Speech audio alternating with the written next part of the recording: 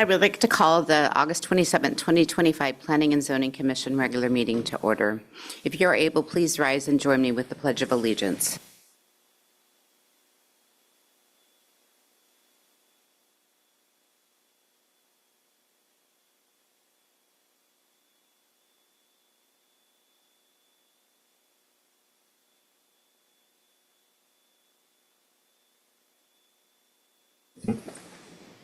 May we have the roll call, please?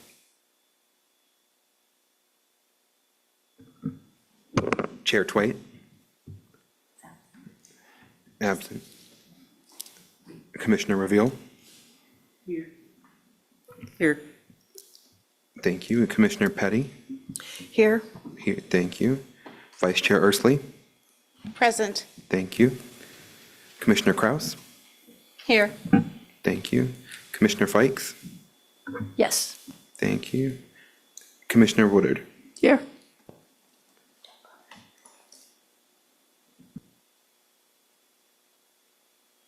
You have a quorum. Thank you. Is there a motion to approve the agenda and consent agenda? So moved. I'll second that.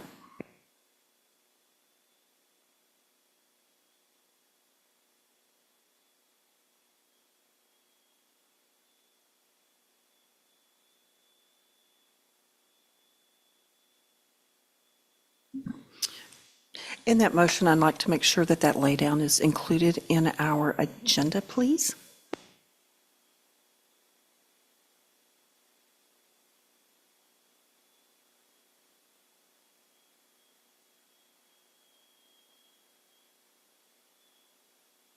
Would the clerk please read the consent agenda items into the record? Approval of the regular meeting minutes of July 23rd, 2025. And that is your consent agenda.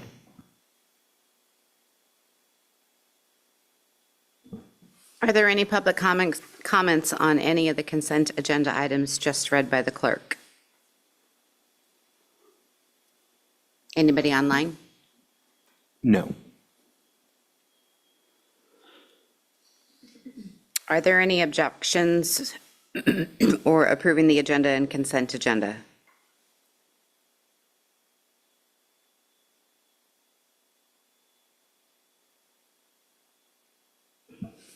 Hearing no objections, the agenda and consent agenda are approved.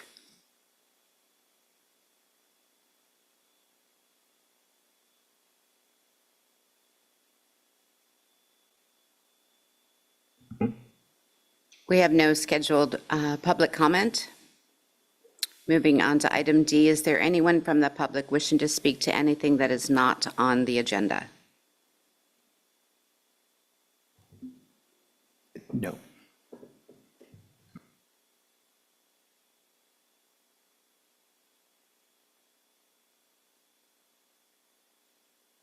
And there's no one online wanting to speak.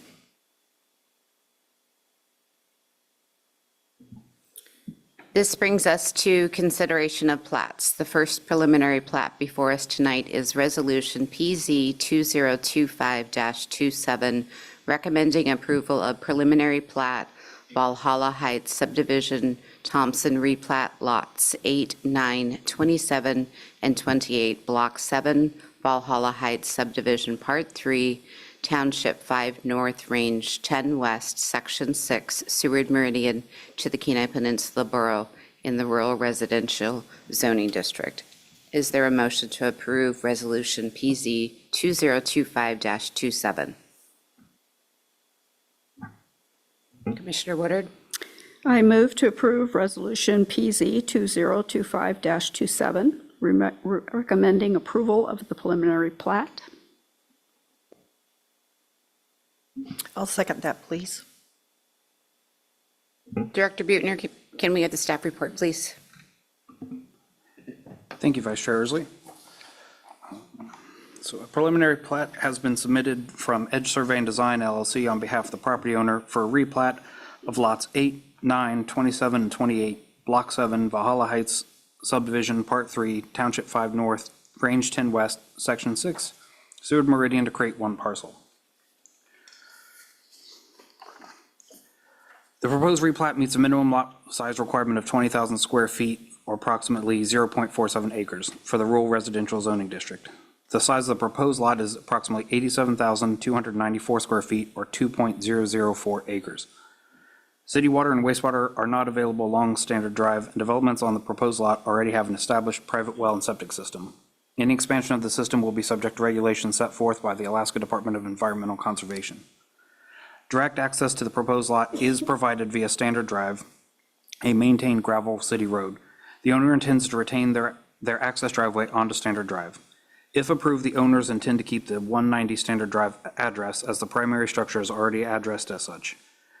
The City of Kenai Public Works Department has reviewed the preliminary plat and has no comments. Therefore, staff finds that an installation agreement is not required for the preliminary plat.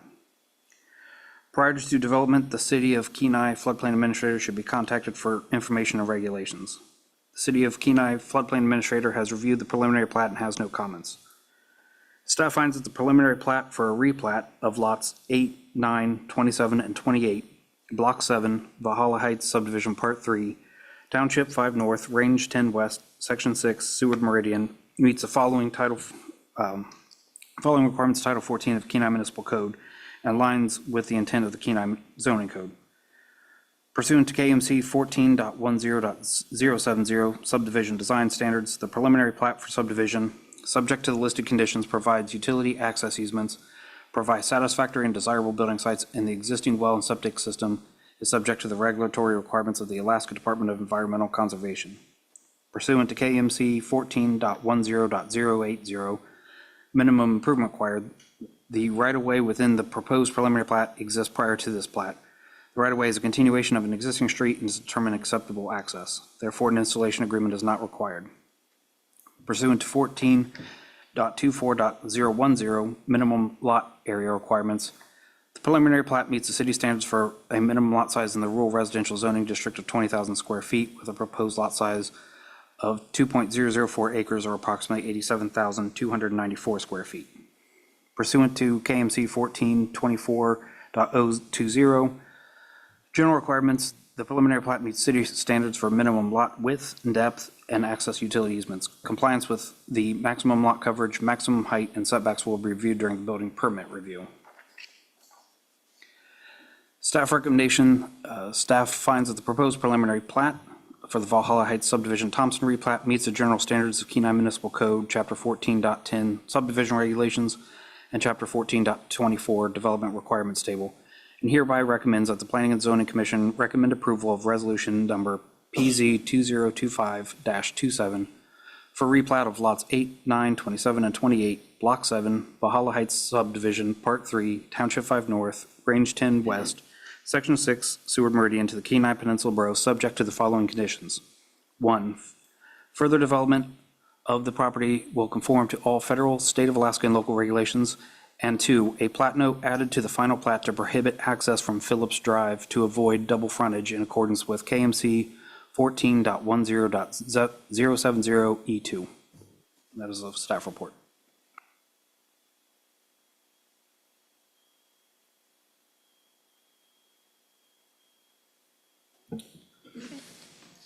I'd like to open this for public comment if anyone wants to speak to them.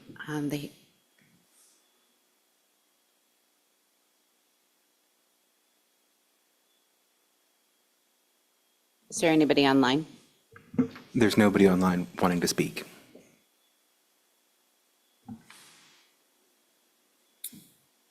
We will bring this back to the commission, discussion from the commission. Commissioner Kraus.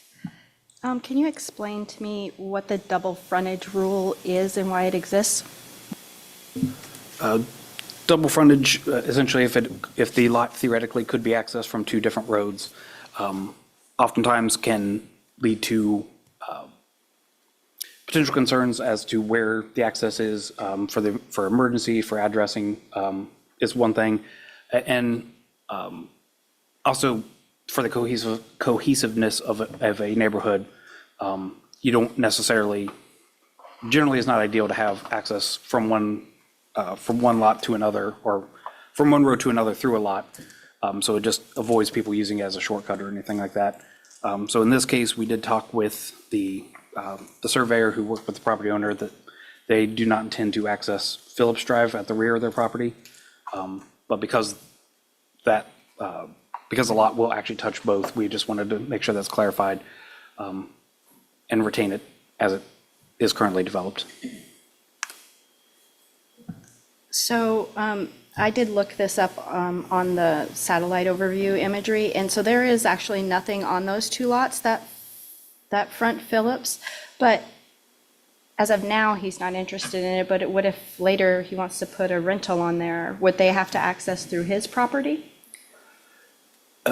If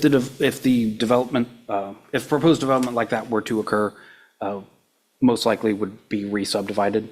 At this time, the intent is to put a larger shop on to the lot to the north, which is on the northeast corner of the proposed lot. And this would allow him to have a larger lot, not be crossing any lot lines when he puts in his new shop.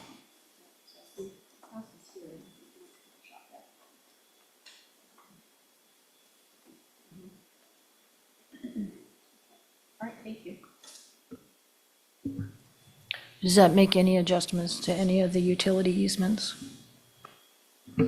There is a existing utility easement that is at the rear of all four existing lots. This new plat puts the utility easement at the front of all the lots. There is already one on the front where his house is along Standard.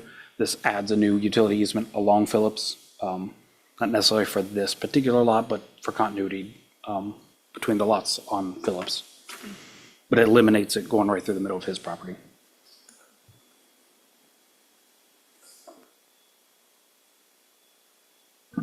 I would like to request satellite imagery whenever we have these. Is that possible?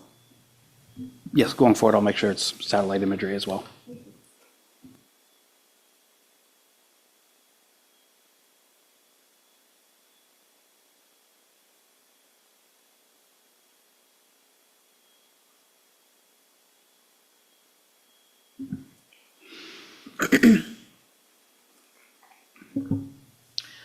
I have a question that pertains to the subdivision code. So with him expanding his lot and then his potential to build a shop, would he be limited on how much land he can clear or the trees or anything like that?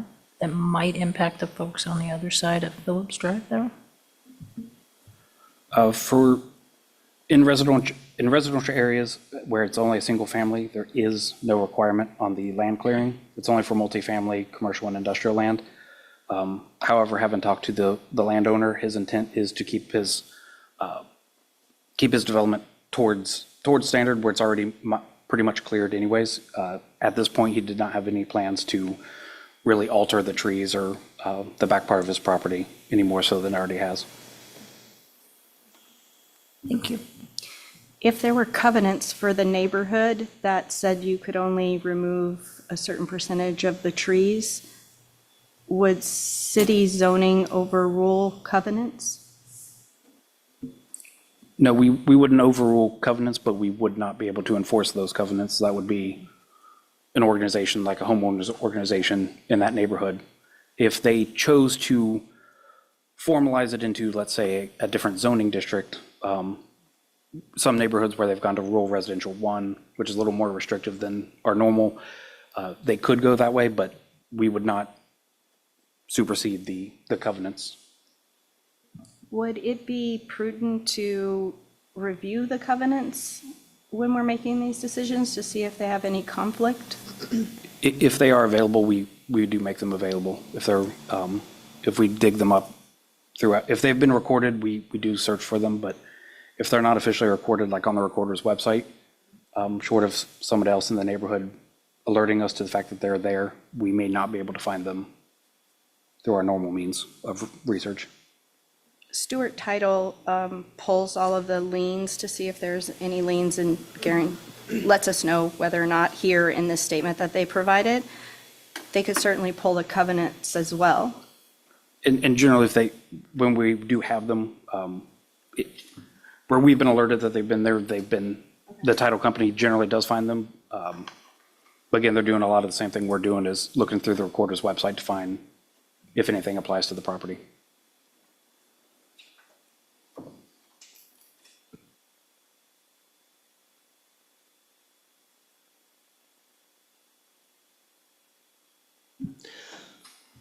I will be in approval of this resolution and to create one lot so as to bring more cohesiveness to their ownership there, and also to help with their increasing of the value of their property with their expansion. So I'll be in approval of this.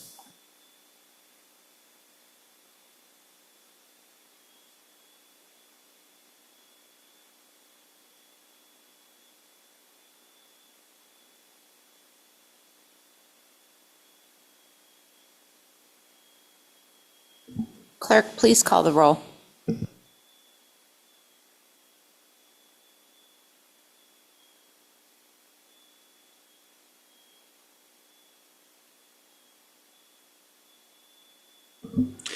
Commissioner Reveal, Yay. Commissioner Petty, Yes. Vice Chair Ursley, Yes. Commissioner Kraus, Yes. Commissioner Fikes, Yes. Commissioner Woodard. Yes. You have 6 yes votes. PZ Resolution 2025-27 passed.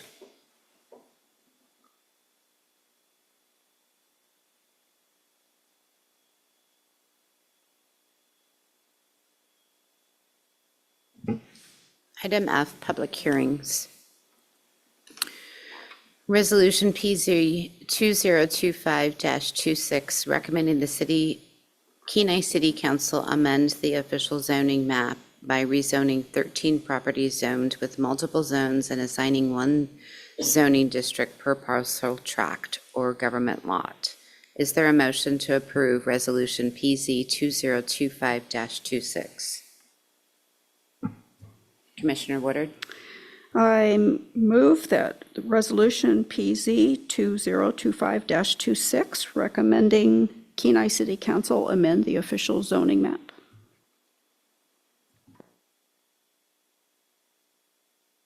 Is there a second? I'll second that.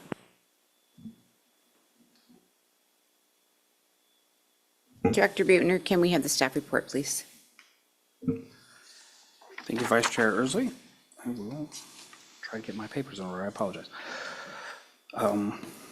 So the overall request is the Planning Department through City Council, as sponsored by Councilman Dothett, are requesting a rezone of 13 parcels zoned with multiple zones and assigning one zoning district per parcel, tract, or government lot. Upon review of the existing zoning in the city of Kenai, planning and zoning staff determined there were 13 parcels within the city that had 2 or more zoning districts applied within the boundaries of the parcel, tract, or government lot. The purpose of the rezone is to assign one zoning district per parcel, tract, or government lot, or portion thereof. This rezone will reduce ambiguity and confusion and ensure all existing parcels are readily evident as to their purpose and allowable efficient development. As there are no provisions to determine which zone would take precedence in the event of conflicting guidance, it is determined that this rezone would eliminate any confusion. Planning and Zoning Department has developed new protocols to track potential rezoning needs in the future when land is subdivided. There will be no non-conforming uses created by the completion of this rezoning effort. This rezone would not develop small isolated zones. Each change enlarges an adjacent zoning district. For undeveloped parcels, proposed zones were determined by surrounding development types and/or the zoning of the majority of the parcel. For developed parcels, all uses are either permitted by right or have an existing conditional use permit. The comprehensive plan supports the rezoning of the following identified goal. Goal 3, land use. Develop land use strategies to implement a forward-looking approach to community growth and development. One of the objectives, LU3, review existing zoning and subdivision codes to determine if they address current and future land uses adequately. As Part of our analysis pursuant to KMC Section 14.20.270, the initiation of a zoning map amendment may be initiated by Kenai City Council. The existing zoning on the 13 parcels is mixed with 2 or more zones.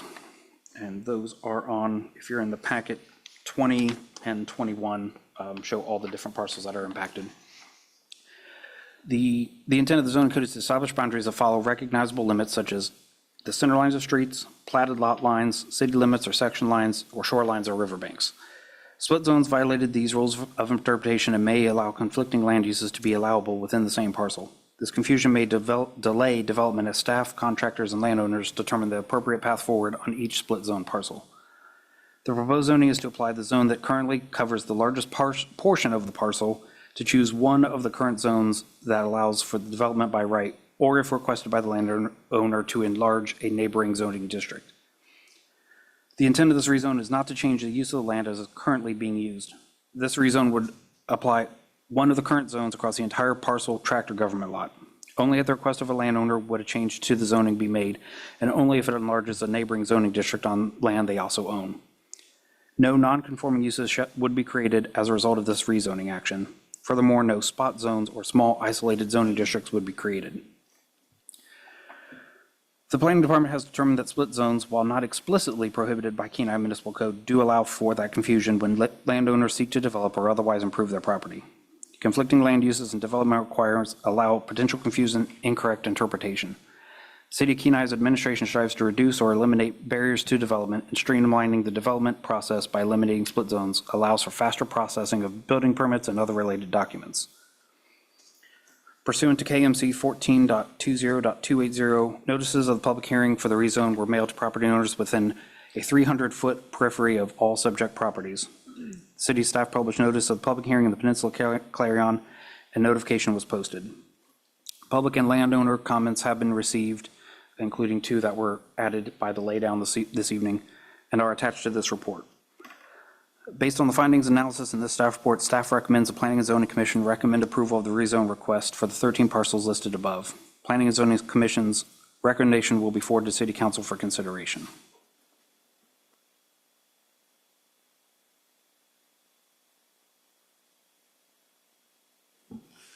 Is there anyone from the public who would like to speak to Resolution PZ 2025-26?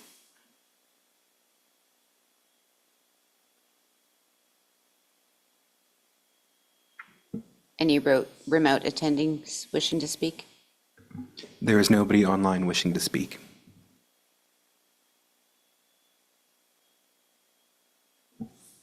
Seeing no one, we will bring this back to the commission. Discussion from the commission.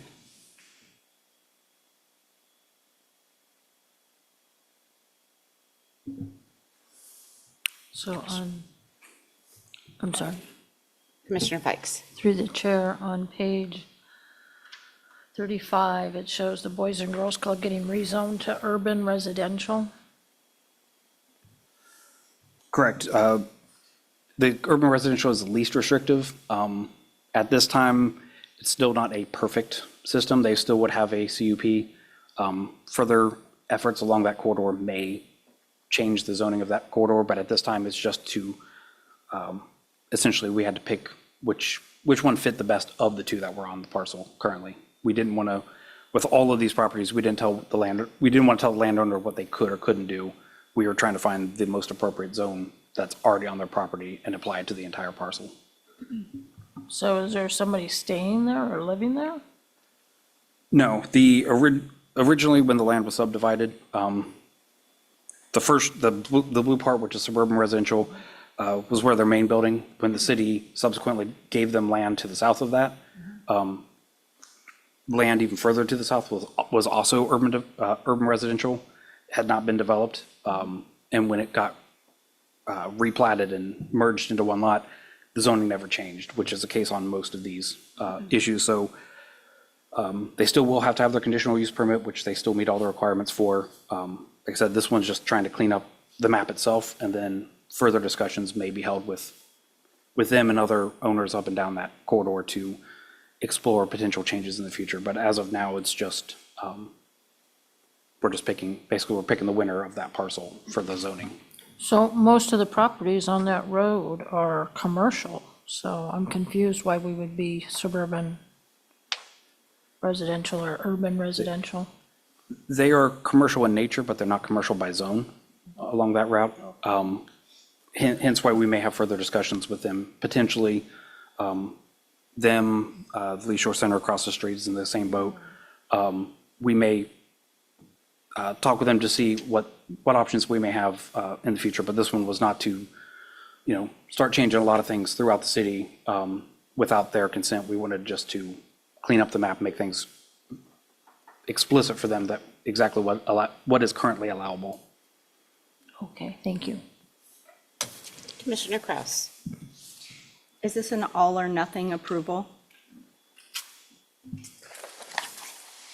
No, the way it is, I believe, let me read the word.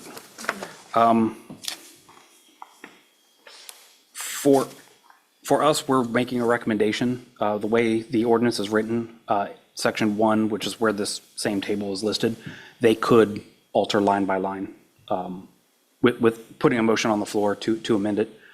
So any recommendation from this body would be articulated as such. So I don't believe, and you might have to amend, possibly make a motion to amend the resolution as it is to put it on certain things so it can be communicated to council. I have a question about the lot that's 2.05 acres on Kenai Spur Highway. I think that's the one. Nope, it's 5839 Kenai Spur Highway. It's Valhalla Heights. I don't know what's on that lot. It's owned by an Anchorage corporation. Is it a commercial? Yeah, I drive by it every day and I can't think what it is. Yes, 5839 is the mortuary, and when we replatted it, one of the first things I did here, the back half of one of the lots that got merged in was still residential, so this is just expanding. What covers most of it is limited commercial, and this just expands it further. It covers their entire lot now with that latest replat. Thank you. My concerns stem from my own industry, because if we change something that was a rural residential into a limited commercial, it could change the purchaser's ability to get a loan on it. I agree. The intent of this one, since it is still mostly their limited commercial does allow for some residential uses, and in this case, the conditional use permit explicitly calls out the mortuary services. It is fully commercial. Yeah, it's fully commercial at this point. We were trying to be as cognizant of that as possible when we were looking at this, and so a future one, or not a future, one that is currently under the platting process that this body approved, I want to say in April or May, was for further out on the spur where the RV park is, and they're merging three parcels, but 4 lots into one. There was a provision that if approved by the borough, that they would rezone fully to commercial. So we do have protocols now. We just did not have them at the time, and that's where a lot of these issues came up. So did these 13 parcels come to our attention because of housekeeping, because of the director of planning and zoning? Yes, the Director of Planning and Zoning was just trying to do a little bit of housekeeping, really just to make sure that we as a city, we don't want to come between landowners and their potential development, as long as they're following all the rules. So we don't want to have arbitrary hurdles for them to jump over. So we felt it was in our best interest as a city to clean up even though I haven't been here fully a year, mistakes of my predecessors that may not have caught some of these rezones when they should have been done as part of the process. We would just want to make sure that it's a clean slate going forward. So I would like to assume that the Director of Planning and Zoning always had the property's owner's best interest in mind when making a decision on which way to go between the zonings. So was there a structured way in which that was determined, which way it would go? Yes, we actually contacted each property owner. And in fact, one of the letters on here is from, I believe it's HEA. And they did have some questions because the front part is their office, but the back half is the storage yard. And storage yard you can't have without a CUP in commercial. So when we were going through, especially ones where it was, it could be dicey or, it could preclude one of the uses. We worked through to see if there's any language either could sway it either way, but we worked with each landowner. We've had discussions with, I would say, lengthy discussions with about half of them just to ensure that we didn't want to presume to tell them what they could or couldn't do with their land. That's why we only chose one that was already applicable. We didn't say, hey, you're a residential, but we really think you should be industrial if you didn't have industrial on it already. So we were cognizant of what they were doing, what the development was there, if there was any development. We really want to take their best interest into heart. So in the event that the other half that didn't have a lengthy discussion with you to let their wishes be known, do they have some sort of recourse in the fact that this goes in and after the fact, they're clued in on what's going on and they object to what has been chosen? Do they have recourse? Yes, so were given, so before we even brought it to council, we reached out to them. So this started with me writing actual letters, not just like a note card, but a full-on letter to each owner or a trust. There were a couple of trusts that owned land. They were given chances to talk to me pretty much all of July. Then it was introduced to council. Then we advertised this as a public hearing specifically for this item. Council is also having another public hearing, and it's been noticed as well, which we put both of those in the letter, which meetings they would be eligible to, or they could call us beforehand. And then if they wanted to make any modifications, and there actually is one that wanted to make a slight modification, we could introduce that to council as well, if they wanted to. So we felt there was plenty of time. Most of the people said, oh, we weren't even thinking about this because we're not developing the land right now, but we thank you for looking into it and making it easier for us when we do decide. And should they choose to rezone in the future, this would not preclude them. They would just rezone the entire parcel, and that would go through the normal rezoning process. So the way I understand it, there's two. They have two categories, and then there's one that's been designated as the category that's going to be that lot. Is that correct? That is correct. And it, again, that was based on what was already there. So like for example, HEA having a lay-down yard in the back and the office in the front, the light industrial allows both of those uses, whereas the commercial would not allow the storage yard in the back or the lay-down yard. So when we went through, we were either, does it eliminate a CUP? So it eliminates an administrative burden on them. And then is it allowable by right? Like I said, we didn't want to make a non-conforming use like you can't have a house here now because now it's industrial. We wanted to be very cognizant of what we were doing and why we were doing it. Thank you.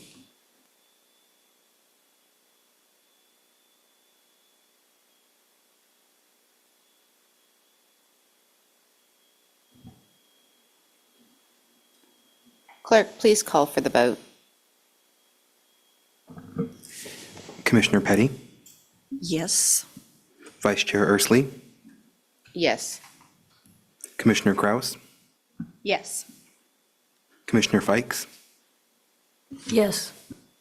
Commissioner Woodard, Yes. Commissioner Reveal. Yes. There are 6 yes votes. PZ 2025-26 has been passed.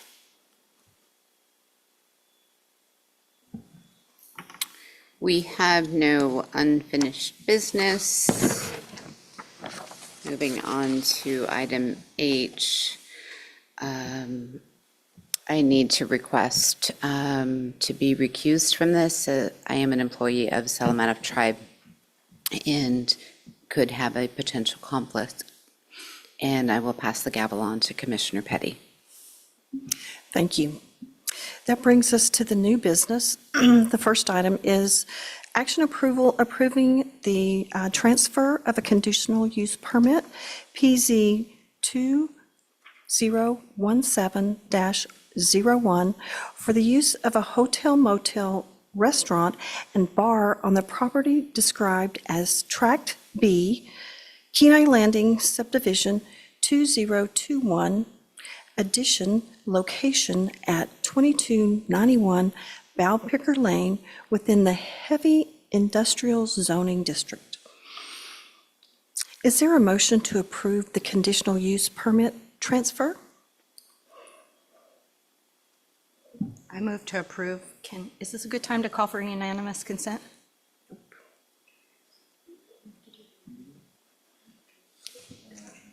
I second. I'd like to ask for unanimous consent. Thank you. That will have to wait until after Director Buechner's report. Thank you. Can we please have the staff report? Thank you, Commissioner Patty.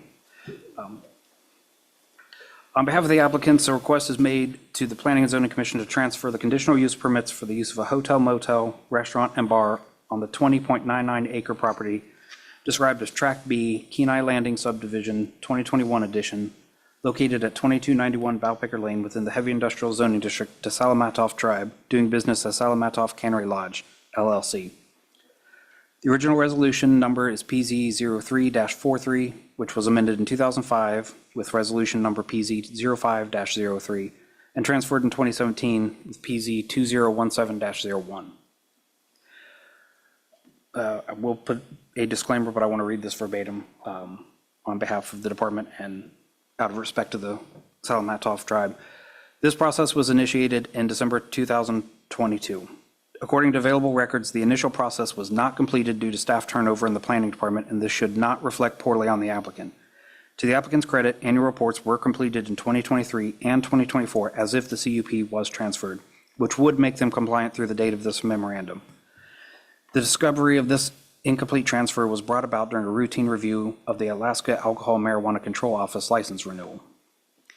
On August 4, 2025, after working with the current owner and applicant, a completed application for transfer of the conditional use permits was submitted by transferee Salamatoff Cannery Lodge, LLC, in accordance with Kenai Municipal Code as set forth below. KMC 14.20.150 L5, a conditional use permit is not transferable from one parcel of land to another. Conditional use permits may be transferred from one owner to another for the same use, but if there's a change in the use on the property, a new permit must be obtained. In KMC 14.20.157A, no conditional use permit issued hereunder shall be transferred until the proposed transferee has made application for transfer in writing filed with the administrative official, which application shall state that they intend to be bound by the plan and statements contained in the application of the permit holder, or shall contain the amendments to the plan of their proposed operation would mandate. The commission shall approve the application for transfer, and in doing so, amend the site plan and statements if such amendments are contained in the application for transfer would have been approved had they been contained in the original application.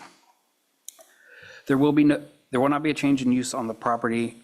The transferee has provided a copy of the state business license. Transferee is required to operate under the terms and conditions of the approved CUPs at the subject property. Staff hereby recommends approval of the transfer of the conditional use permit for the use of a hotel, motel, restaurant, and bar on the 20.99 acre described as Tract B, Kenai Landing Subdivision 2021 Edition, located at 2291 Bowpicker Lane within the Heavy Industrial Zoning District, subject to the conditions as set forth in the approved CUPs. Thank you, Director. Is there any public comment on this conditional use permit? Is there anyone online? There's nobody online wishing to speak. Thank you. I'll bring it back to the commission. Are there any comments or questions for the director? I like to ask for unanimous consent now. I object. Okay. Commissioner Fikes? Yeah, I think it's a pretty heavy proposal. I'd just like to see some discussion on it rather than just kind of a unanimous consent. I appreciate the directors, but I just would like some clarity on the conditional use permit. It's just transferring from one owner to another, and it's staying within the same bounds as the original conditional use permit. Correct. It is still on the same parcel, which is the tract B, because it's been subdivided but not fully subdivided. The original was with Kenai Landing back in 2003. Then it was given to PRL Logistics, which was 2017. They were together in 2005, then it was just PRL in 2017. And this is giving it from PRL to the Salamatoff tribe, doing business as the Cannery Lodge. And does that also include the helipad and any other air traffic regulations to go with that conditional use permit? This does not. This is only related to the hotel, motel operations, the restaurant, and the bar on the property. All the other CUPs remain in the hands of their original applicant, in this case PRL. And is there any fuel storage or any other items on the property as a part of the conditional use permit? Not that are being operated by Salamatoff at this time. If those were to transfer, they would have to transfer each CUP individually, each use as a separate CUP individually. And they'll retain the same main address, no changes to any address or frontage? Correct. Okay, thank you.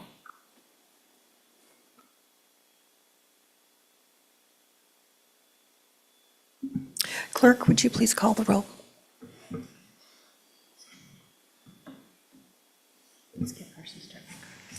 Commissioner Kraus, Yes. Commissioner Fikes, Yes. Commissioner Woodard, Yes. Commissioner Reveal, Yes. Commissioner Petty. Yes. There's 5 yes votes. Conditional use permit PZ 2017-07 has passed. Thank you. I'd like to pass the gavel back. Thank you.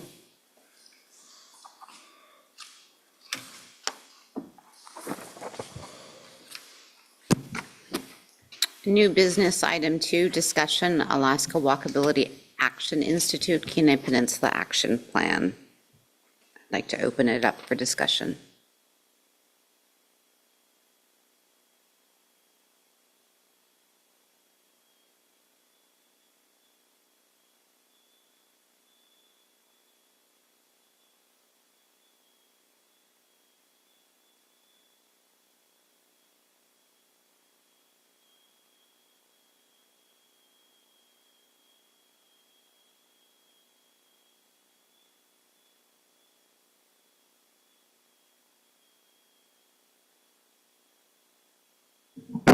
Just kidding.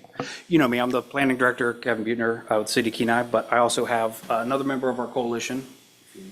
I'm Melissa Gottlieb. I am project coordinator over at Cook Inlet Counseling. And Alicia and I were part of a 5-member group that was selected. The state actually had 6 teams from all around the state. We had Sitka, Kotzebue, Bethel, Dillingham, Kenai Peninsula, and Fairbanks. There's one I'm going to forget. This was grant funded, so the city didn't have to pay for anything. But we were looking for public health officials and planners to kind of come together and look at different options of ways that we can make all of our different communities more walkable, more inviting in general, and not just walking, but biking, wheeling, anything other than a car at this point. And each of our communities have different challenges. Kotzebue has a thing we like to call ice. They have a lot of it. We do too, but we don't have it as long. So when we were going through this, we were just kind of looking, kind of brainstorming, what could we do here in the city as, maybe. This doesn't commit us to a project necessarily. We definitely want to just bring it to your attention that this is something we engaged in. We would like to have that discussion of what could we look like in the future should some of these recommendations, and maybe they're not at this project location, maybe there's a couple others that we outlined, but sky's the limit. Oh, that's fun. Okay. So one thing, we had to come up with goals, and this is, we are developing an action plan for the Walkability Action Institute. So one goal we had was to evaluate strategies on how we would redesign frontage road. Again, we kind of were just looking around town, like, what makes sense? And frontage road has a lot of things going for it. And there's good bones there. So how do we build on those bones?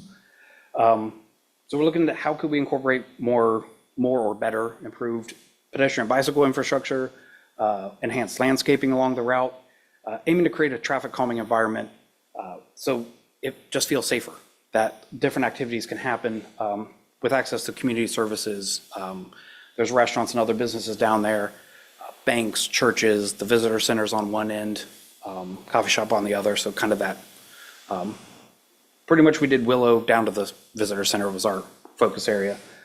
But we want to look at not only what does a planner have in his mind, because it's a dangerous thing to look at, but what does public health think? You know, from a public health perspective, they look at things a little bit different than we do. So as an action plan, you have to have a lot of action items. So we're looking to enlist partners, start doing some movability audits, just kind of see what it felt like. We do have sidewalks, but they're fairly narrow, the ones that are actually on frontage road. Are they safe? Would somebody in a wheelchair, someone who may be on crutches, you know, what does that look like for them? So do one in the summer, early fall, and then do another in the winter. What does it look like in winter? Because that's going to be roughly half the year, you know. Collect data on different traffic levels, traffic speeds, because frontage road is fairly wide and it's fairly straight. So I've seen a few times where people kind of, they get moving on frontage road sometimes. Determine the types of strategies to test on the road. So would a pilot project be putting planters and like reorienting parking, a food truck stall? Like what different things could we possibly enter in there? Install those pop-up strategies as a pilot project, and leave in place for a little while. How does traffic change? What does the feel like down there? Then we'd evaluate success for those. If some may fail, you know, and if it does, can we tweak it? Can we do something else?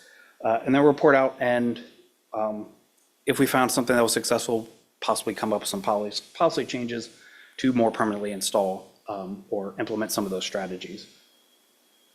So just thoughts. Some of these may work, some of these might not work. But planners, farmers market, again, weather is a little bit more challenging here than maybe somewhere like that town to our east that I'm not allowed to say. Food trucks, picnic tables, bike racks, and again, getting that data from the front, before, during, and then after, if we did any of these. Challenges, definitely challenges, getting community buy-in, you know, because we don't just go do stuff willy-nilly, we want to have a purpose, and work with the businesses, work with the churches, work with the people that are on frontage road, the community at large. What does the community want to see? Time, you know, there's only so many staff, so many hours in a day. Weather can be challenging, wind especially. Coordinating that event, so if we did move something forward, you know, do we have to work with PD? Do we have to work with Parks and Rec? Work with these businesses? Navigating those partnerships and then finding future funding for improvements. But there were other goals that we were looking at, and you'll see that there are 3 that are not Kenais at all. We were fortunate to have a member of the Homer City Council, which is why we're a larger Kenai Peninsula team, and we helped them come up with some of the ideas for some of their projects. So we did have some fresh eyes on everything, which I thought was pretty cool. But another goal was to improve road crossing safety at the middle and high schools, and potential development of a transportation plan for motorized and non-motorized for the city of Kenai, and that really would help us when we're talking to DOT and we're talking to potential funders for grant funds of what do we want to see in our city, and that's any kind of road improvements. Is it sidewalks? Is it bike paths? Anything that is transportation, motorized or otherwise. That was another possible goal. So even if we don't do one, we might be able to do pieces of another, but we just wanted to outline a few different options. It was cool to learn what other communities were doing, not only here in Alaska, but small town Arkansas, small town Montana. There's a lot of differences, but there's a lot of similarities. Most of the places that we were talking about, they've done some in Canada. You know, they still have snow and ice, and they were still successful. And just seeing some of the presentations from Dillingham, Kotzebue, Bethel, so a lot of places way off the beaten path, they still have good ideas what they want to do. So even if it's not anything we kind of outlined right here, we at least wanted to open that discussion that we want to think outside the box, you know, for the whole envelope. Like, we have a lot of right-of-way on a lot of these roads. They may not all need to be paved, you know, their full width. You know, we have enough pavement as it is in certain areas. Is there another way to reinvigorate that? You know, will this help spur new development in a new neighborhood? Will it help brighten a neighborhood where they don't have sidewalks? So just wanted to bring that discussion. But I'm fresh out of slides, but I'm open for questions. Or we're open for questions.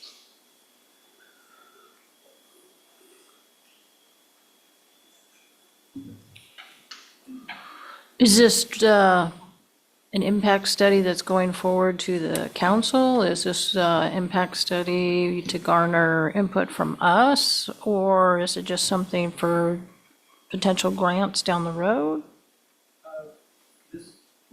I'm used to mine staying on. This isn't a full impact study. We haven't gone quite this. This was just kind of, if we could improve something in town or potential, what would it look like? So we happened to just all fall on Frontage Road. We had a member from DOT. He was on our team. Julie Bunch, who was online, she was part of our team. She works with the health department, and Lisa, she's on the more mental health side. Behavioral health.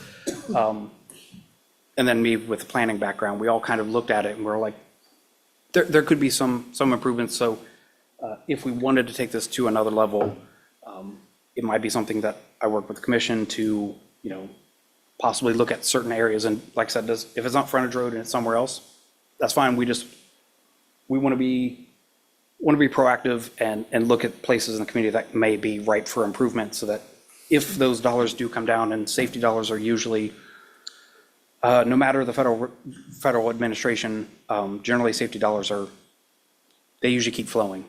So if we can latch on to some of those dollars and help our community, we want to grab our little piece of the pie.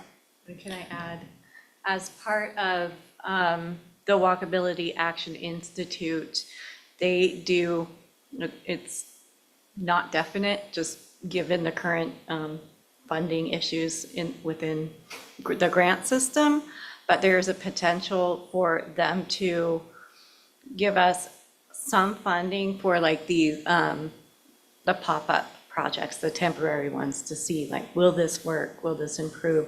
Especially in that area where there's just so much concrete. If you go from Frontage Road and then there's the highway, and then right across from that is the old Sears Mountain, like that's a lot of pavement. And it's kind of isolating, and it prevents a lot of engagement, we think, so. Could you speak into the mic? I'm sorry. I couldn't hear some of you. Oh, okay. So we were just thinking Frontage Road with just the amount of pavement. If you look at like Frontage Road and then the highway and then the old mall right across, like it's just so much. And if we could throw some pop-ups and just see if public engagement changes, like the way people use that part of town improves, people walk more, maybe. That's what we were looking at, though. As a follow-up, I think that's a great study, and I'd be happy to give feedback. One of the things I notice when people start talking about trails and walking and sidewalks is there, as a bicyclist, there's a distinct difference between a sidewalk with seams and a bike trail with no seams. And if you have an uncomfortable seat, you want no seams. And then there's the fact that we live in a northern climate 9 months out of the year. So what are we doing about safety and lighting? A lot of people don't take into account lighting. And then I do know that Homer just recently, through a grant, was able to expand beyond Bishop's Park, I believe it was, and they had a really cool development with a hotel, and they dropped down and did a boardwalk. And so I'm very familiar with the spot that you're talking about, and I think it's great to do some test runs or ideas there. And I would throw that out as just like a boardwalk, just like an S pattern or something around a pod or a plant or something like that. It is a arterial, I will say delivery people like that option of disengaging from the main flow of the spur and being able to transition, but I could see where we could improve on that. I think we're a very accessible city. I think a lot of people gravitate towards the core, and I really do think that is a part of it, as they're all trying to get over to the grocery stores and the entertainment and the food. So I think it's a great idea. Could you explain or elaborate on what a pop-up is? Yeah, so it would be just a temporary one of the things. So like we mentioned, food trucks or possible like removable planters. So it's something that isn't permanent, but it would show potential uses should it become more permanent. You know, like food trucks obviously don't stay in one place, but so for us, it would, instead of us spending thousands of dollars on these really nice planters and really, you know, redoing all kinds of landscaping or something like that, we could spend a couple $100, you know, get something cheaper that just delineates like, hey, for a few days, we're going to take away a few parking spots in one certain area and repurpose it to a parklet or something very low cost. So it's kind of our way of piloting something before you invest a lot heavier on an actual upgrade or an actual change to the use. So the sky's really the limit on this one, but traditionally, sometimes it's just as simple as cones, and you just kind of channel traffic a slightly different direction or narrow the lanes slightly. Because generally, if you don't have a lot of pavement to work with, you generally drive just a little bit slower, and that might be the difference between someone going 20 or 25 like they should be and 30 and 35. Because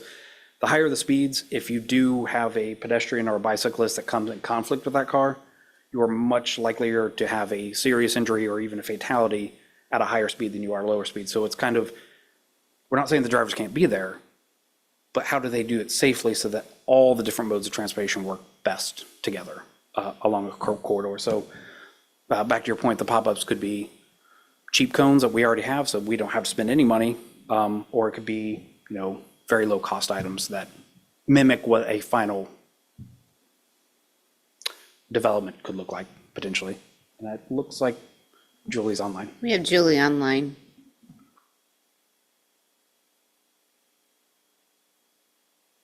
I can't unmute.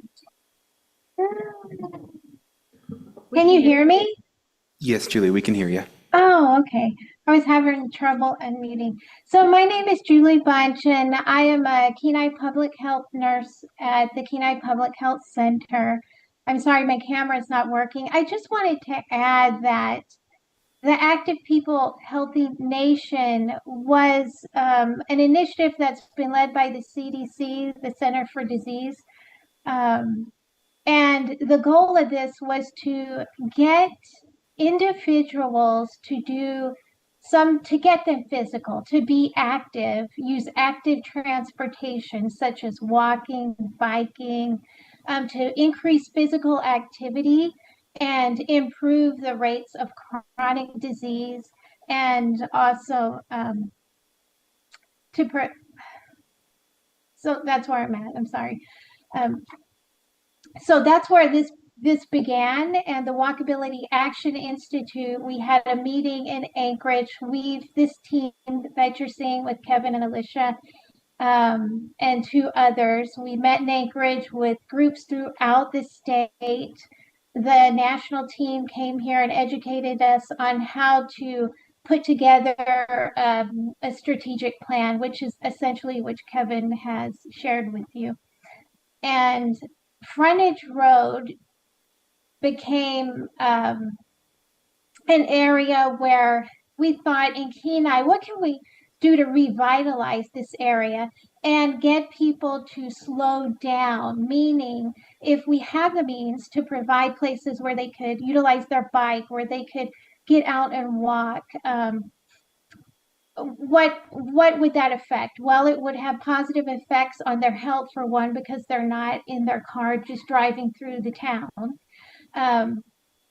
The most cities are built upon a highway system, so really trying to redesign frontage road into more of a, hey, I'm going to stop here, I'm going to, go sit down in front of Herodotus. Maybe there's an area there they could have lunch that's outdoors in the summer, just to slow down that traffic and really encourage individuals to get out and be physical. So it's very much connected to funding also from a public health point of view. And the Department of Health did have some, they are invested in this in the state also. So, and this is happening throughout communities in Alaska. And it is, we realize this is a, maybe a 10-year project. It's not a small undertaking when you're planning a community by design. So how can you increase active transportation by design? And it happens at the planning level of your cities. So I just wanted to share that and just a few thoughts I was having.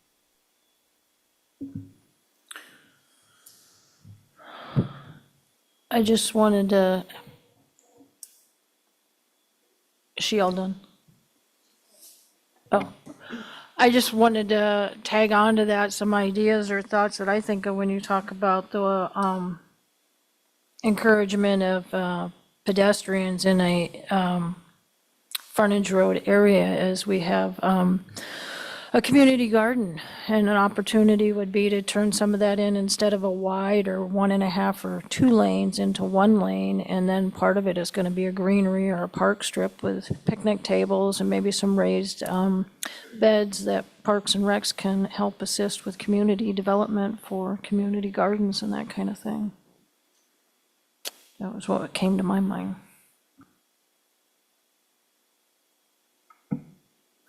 Thank you, Commissioner Fikes. Like I said, we just wanted to open the discussion. My background's in transportation planning, so when they literally came and, I'm not going to even say recruited me, they voluntold me and said that I was going to be the planner that was going to be part of the team, because they had to have at least one planner. That it just intrigued me, because it's like, okay, maybe this is an opportunity to get some of the wheels spinning that maybe people have had thoughts back in the day, and not going to reinvent the wheel, bring those back up, or what are ways that we can kind of engage different areas so that they become more vibrant and maybe additional businesses move in to that area. So just wanted to kind of, that's why I wanted to present it, just so that we could get those wheels and gears spinning. Another idea would be, we have a art guild, I believe, in Old Town Kenai, that maybe there's a way that we can engage them. I know Anchorage has a really unique display of salmon that they do, and they have a little trail system or whatever that you could tie in with the kids and with the library, and, opportunities in the summer and stuff. So that would be a way to pull, I would think, a lot of the community together in a really maybe low-key or low-impact way. One of the things also about the walkability of our town, I think we should refocus on the walkability that we've already created.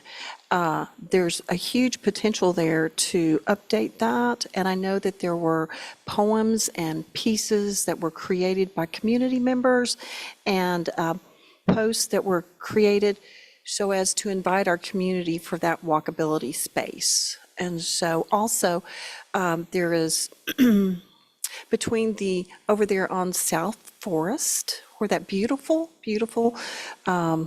park is for the children, the city council has already approved a bridge between that gully there that goes over to the ballpark and the Boys and Girls Club.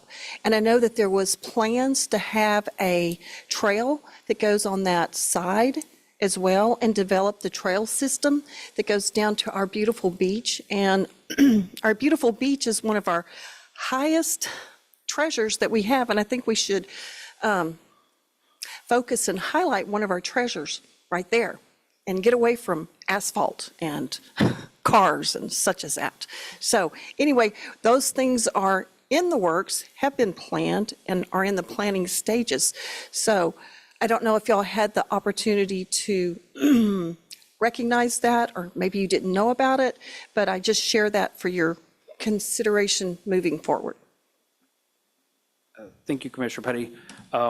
At that time, we did not know all the backstory, but the Parks and Rec Department is doing their master plan, and some of that, what you just mentioned, has been also brought up. So I intend to also go to the public meeting that's probably going to happen either in October or November at this point, but your comments are well received because we're trying to tie in as much as we can.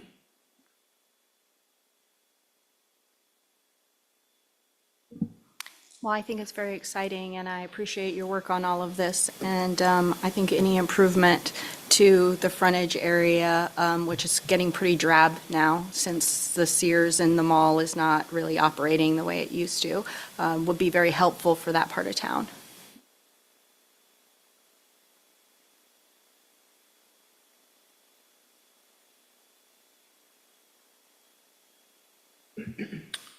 Oh, Julie, you would like to speak again?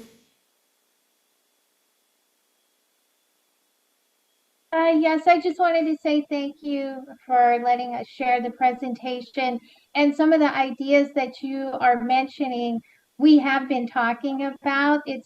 I just, a little of my history, I grew up in Kenai from in the 70s. If you look at the Leif Hansen Memorial Park there and taking that vision and extending it down frontage, we can do some amazing things for the community to bring. I feel if people are getting out of their cars, they're investing in the businesses within Kenai. And we have some ideas for the Cars Mall, but that's another conversation. But thank you so much.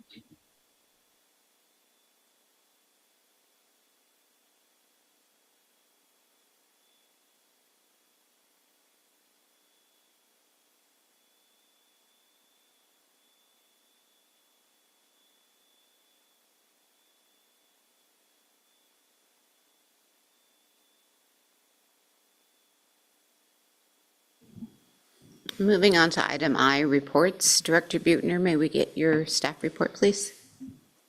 Sure. Thank you, Vice Chair Risley. I'll keep it short because you've heard me talk a lot today.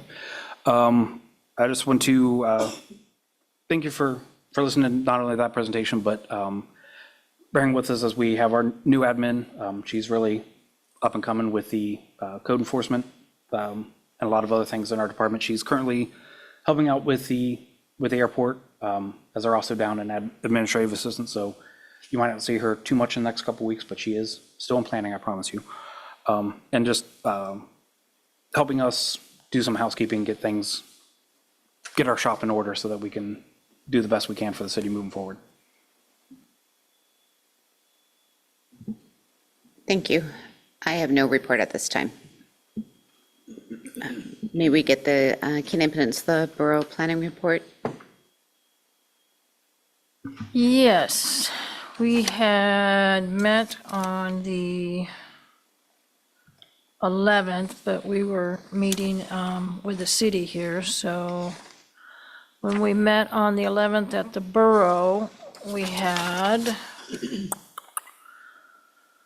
a postponement for clarification on driveway access for a plat removal, KPB file 2025-085. And then we had a building setback permit that was in the Nikiski area that was approved. They had a permit for a portion of an existing building to remain within the 20-foot setback. Didn't impact the neighbors, there was no controversy, so that was ultimately approved. And we had a conditional use permit resolution, and that was to do repairs to an existing bridge across the Chickaloon River at the Mystery Creek Road with placement of riprap within the 50-foot setback of the river. And so after a report from Planner Morgan Aldridge, we were able to withdraw that for further discussion later. There were some issues that were brought forward, so they decided to bring that up at a later date. And then we moved on to Resolution 2025XX, authorizing the acquisition of a perpetual easement located in the Kachemak Salo, Alaska, for school purposes. And so that one was approved. And then we moved on to a ordinance authorizing the acquisition of appropriating funds for the purchase of 4 properties located in Homer on behalf of the South Peninsula Hospital, and all those were reflected within the core immediate area, if you will, of where the hospital sat, and so that gave the hospital the opportunity and the city to benefit from the expansion of those services. So that was great, and that was ultimately approved. And then we finished out the evening with a resolution authorizing the borough to accept a public access easement to provide access to the proposed Graham Ranch subdivision. And that was a yes for that one. And the director was off for a month, and so we didn't hear from him as he went on his planned trip. And then just this last Monday, on the 25th, we did not have a whole lot on the agenda. We had a conditional use permit in the Bridge Access Road. That was construction of a pedestrian pathway that was requiring fill within the 50-foot habitat protection district. And so they approved that. And then they had an ordinance amending the KPB Borough to address adoptions and deletions of anadromous waters within the West District. And so that was just housekeeping and cleaning up. And so we went ahead and took a look at that, and we were able to approve those changes. And that was all we had. We went on to director's comments, and he didn't have anything really at that time. And we adjourned. Thank you, Commissioner Fikes. Councilmember Askin, may we have your report, please? Sure, thank you. So our last meeting was the 20th of August, and we had 2 ordinances and 3 resolutions. The first ordinance was we accepted a grant for high-intensity drug trafficking area for overtime, which was about $4,800. And then we did an expedited introduction of an ordinance for an airport improvement project, accepting a grant from the FAA for $1.6 million. We authorized the Public Works Director to purchase city dock floats for next year. And I've spoken before about the revolving fund loan that, like, they give us a loan and then they forgive it. And we are going to go forward with that application for $1.5 million for the water treatment plant pump house project. And then we authorized a contract with Redline Sports for their services for management of the multipurpose facility. And then just in other news, Mayor Gabriel has announced that he's not seeking re-election, as you probably all know. And so I think that's about it. Thank you. I'm open for questions. So when the city renewed the contract for the Red Line, was there a significant increase in activity for the facilities, or was it just kind of stagnant? There's, excuse me, there's been more use, as my understanding. Redline Sports was the only entity that put in for a contract. Thanks.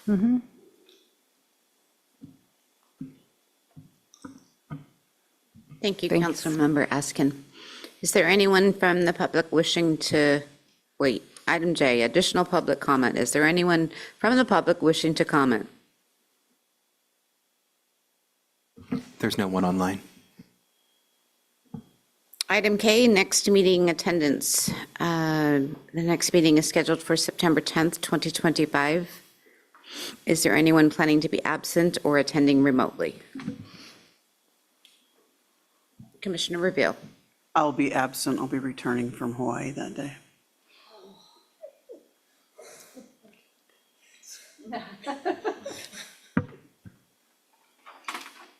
Commissioner Kraus. No, it's not. Commissioner Petty, sorry. I will be attending remotely with the possibility of not being there, but my intention is to be remote.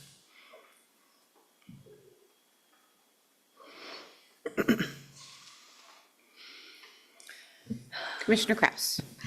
I will be at the next meeting, but the meeting on September 24th, I intend to participate via Zoom, and I will be in the air on the next meeting on October 8th, so I won't be able to be attending that one at all.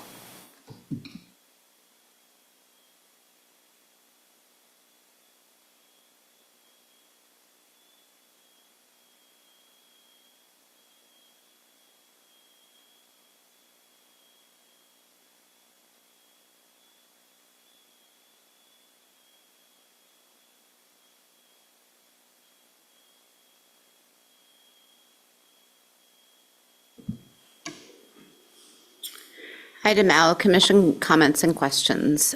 Commissioner Revere? I have none. Commissioner Woodard? Just welcome, Logan. Commissioner Kraus? Just appreciate everyone's time. Thank you. Commissioner Petty?